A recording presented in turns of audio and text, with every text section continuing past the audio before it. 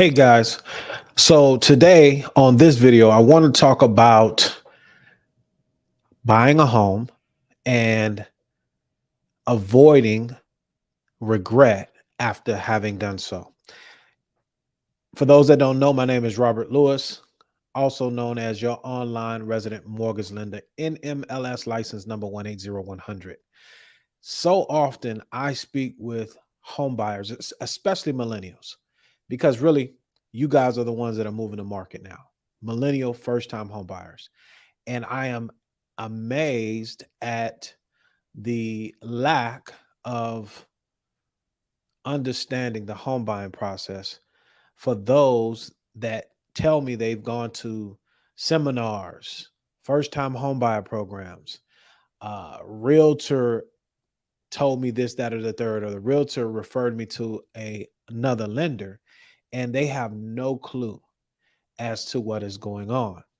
And so it does not surprise me. I'm not surprised when I saw this video, this news clip that I'm going to share with you.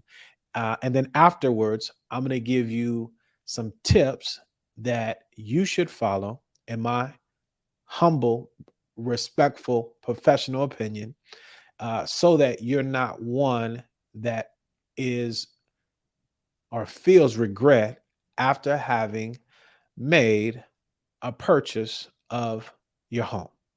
So what I'm referencing is a video out of the Houston area, but it's sage. It's probably common throughout the country. So without further ado, let's get into the video. Okay. Tonight, a brand new home buyers report shows 81% of millennial first-time home buyers have buyer's regret. Fox 26's Randy Wallace live from downtown tonight with some of the reasons that they're complaining. Randy. Yeah, Jonathan, owning your own home is the American dream. But 8 out of 10 millennials say becoming a first-time home buyer turned into a nightmare. According to the 2023 Millennial Homebuyer Report, 82% of millennial first-time home buyers have buyer's remorse. You know what? Maybe I don't love this home. Maybe I don't love my neighborhood.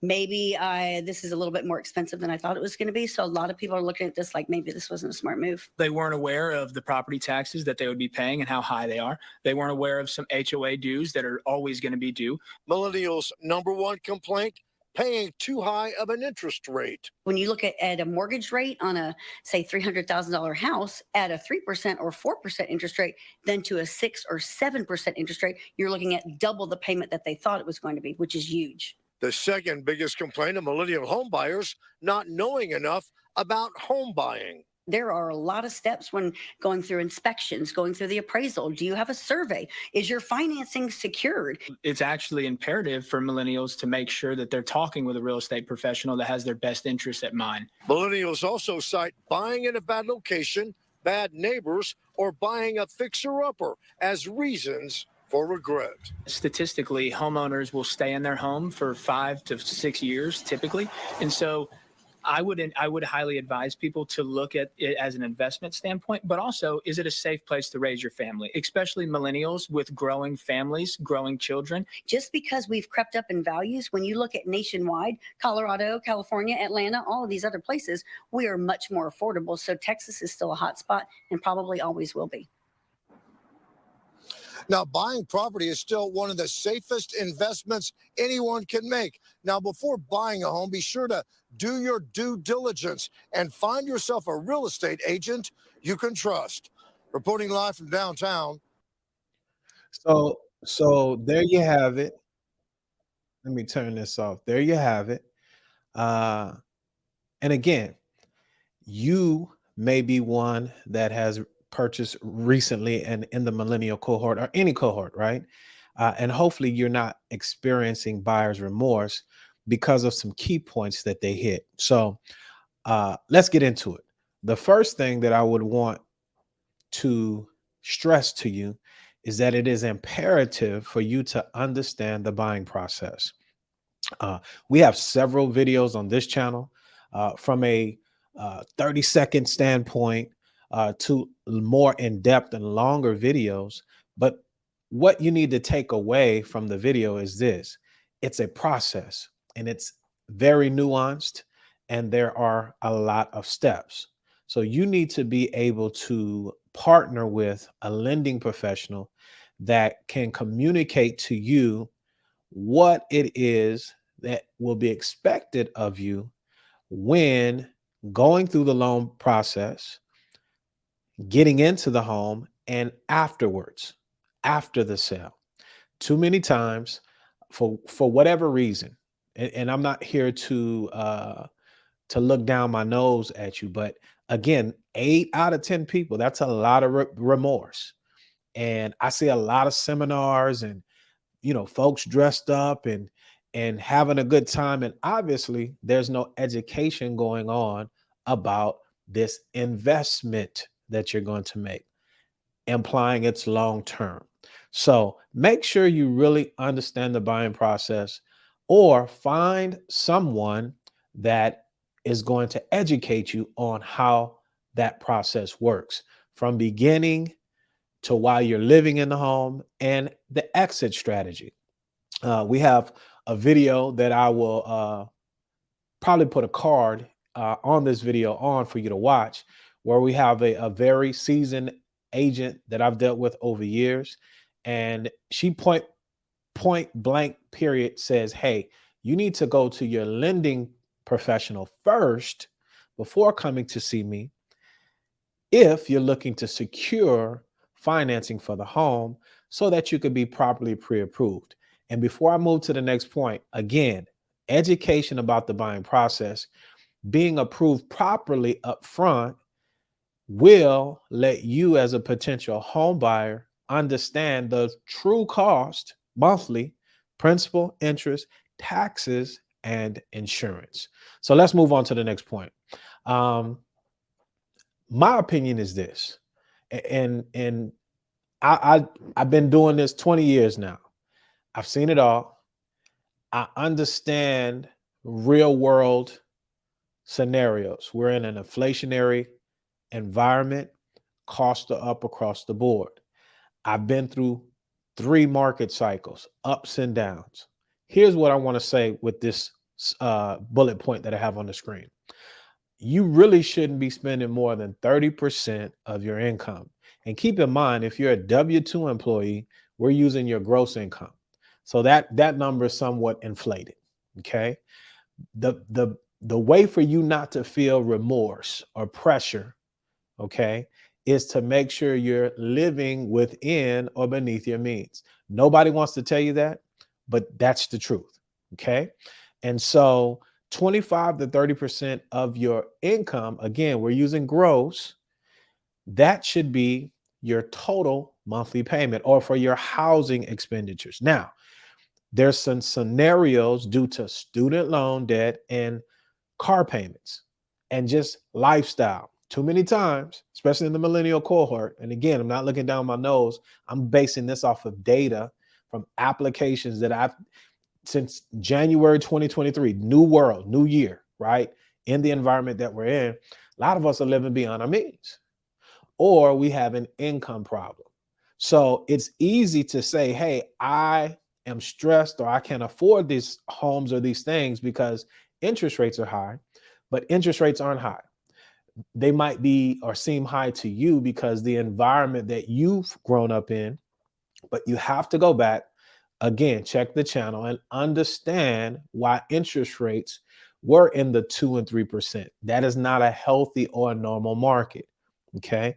More so, if we get into the 4 to 6% range, that's how business is conducted. Okay. So with that said, you have to understand your numbers, going back to the education process. Don't want to beat the point, but 25 to 30% of your income gross, W-2 employee, you should be living in that area. Now, we have programs where the debt to income ratio, the DTI, FHA can go as high as 56%. I've done some VA loans in the 60% range, but those are unique situations, unique scenarios that it made sense. It's not the norm. And so you have to watch these things online because people are speaking to the lust of your flesh. That's why you have buyer's remorse. There's a euphoric feeling when I'm buying a home. It's celebrated. Everybody's looking and you want to show, and nothing wrong with that. But then after that dies down, that's like that new car thing, right? Now you got to make the payment. Okay, that's not the time to be remorseful. We need to understand the full matter of what it is that you're getting into, right?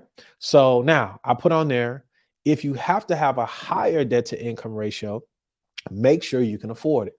Sometimes a debt to income ratio, a DTI, might be higher in a situation, but I'm only using one person in the household. I'm not using both partners for whatever reason. It's strategy. Okay. It's not a one size fit all. Watch these marketers that have gone out and got a license that tell you what you want to hear and never give you the truth of the matter. And then once you buy, they're gone. A lot of them aren't even in the business today.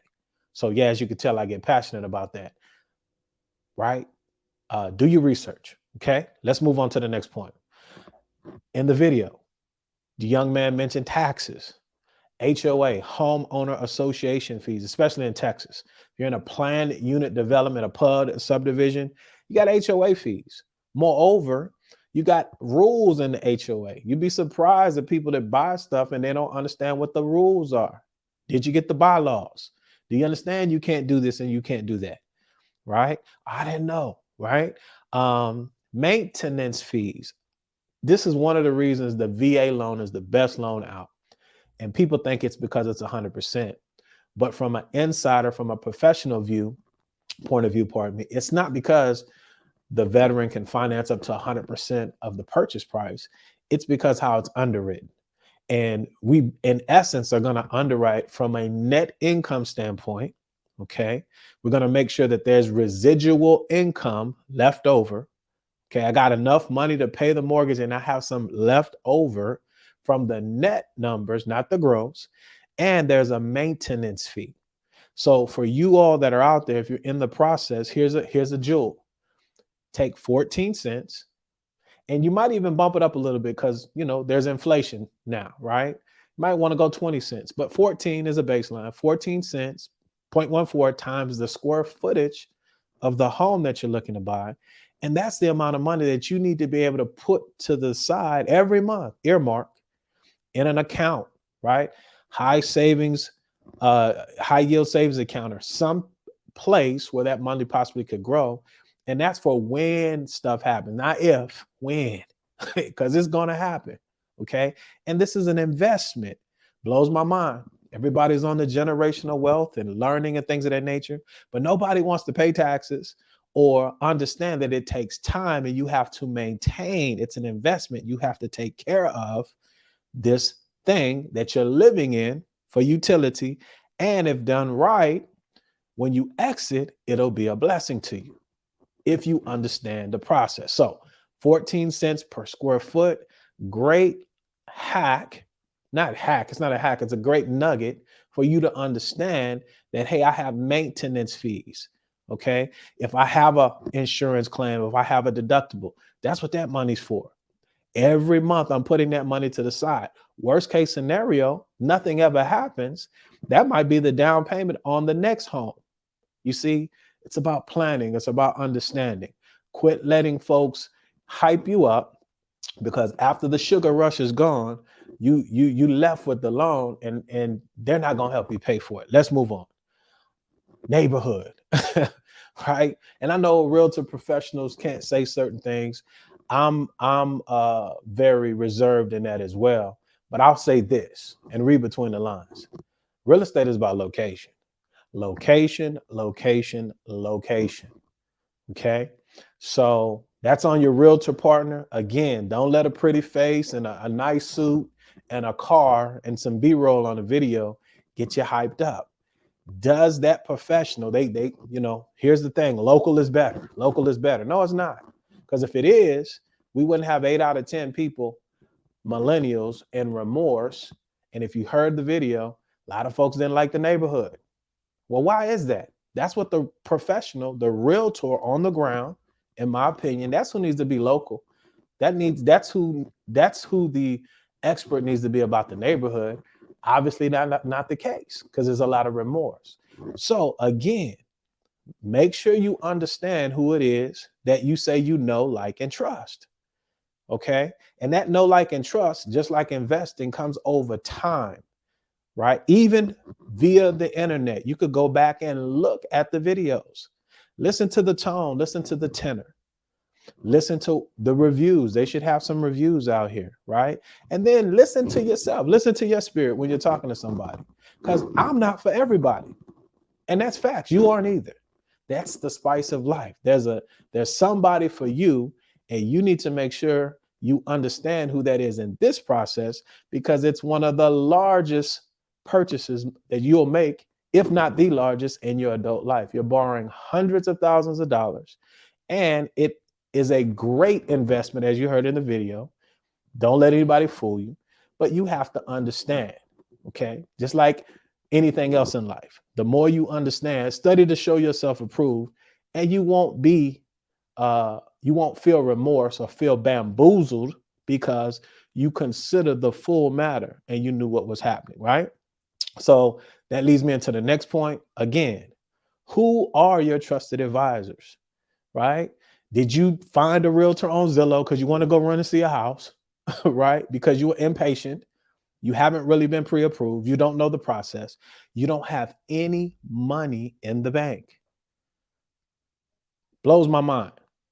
Okay. I've not turned down, but consulted on, say the last 9 out of 20 applications that I've had, and these folks don't have any money.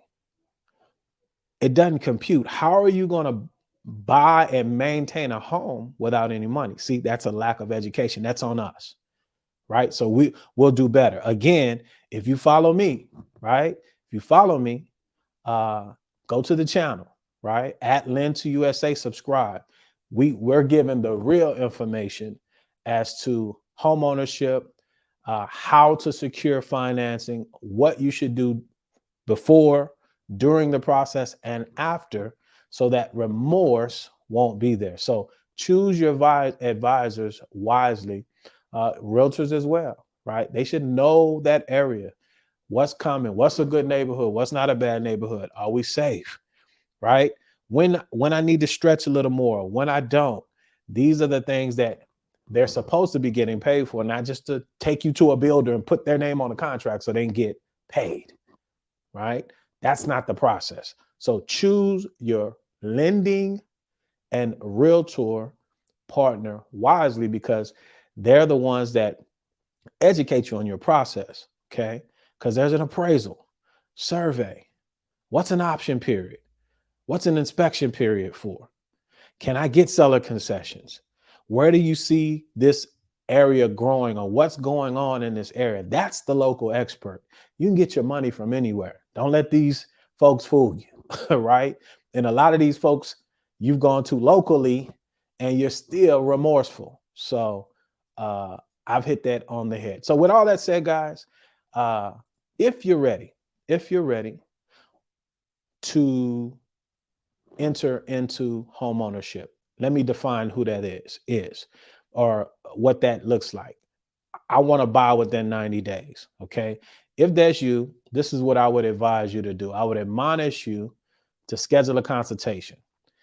Take out your phone, grab that QR code on the screen, and let's have a discussion, right? That discussion, 15 minutes, that's all I need. Okay. I want to listen to what it is that you're trying to achieve. I'm going to ask you some exploratory questions to see where you are, to see if we're a fit. You're interviewing me, I'm interviewing you. If it seems like we have some type of rapport on that call, then your next step is to be pre-approved properly. Go to the channel, click on the how to apply for a home loan. It's in a short format, and digest that. Okay.